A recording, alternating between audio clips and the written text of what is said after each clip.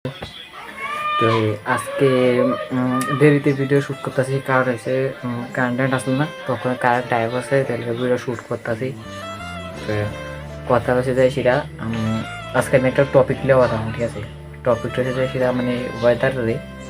তো আমরা যে কালকে যে তুফানটা হয়েছে, এই তুফানের মানে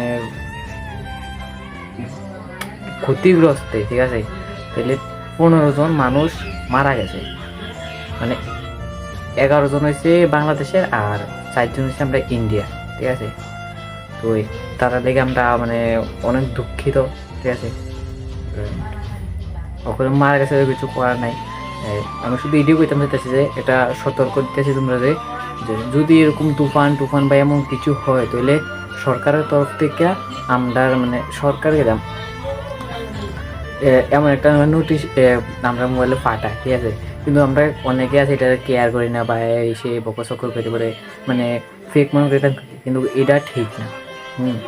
এটা আসলে এটা মনে করো যে সত্যি এই নোটিশটার মধ্যে সব কিছু মানে দেয় তারা, আছে আমরা কিতা করতে হইব, মানে কিতা হইলে আমরা সরকার থেকে আমি এমন সেমন।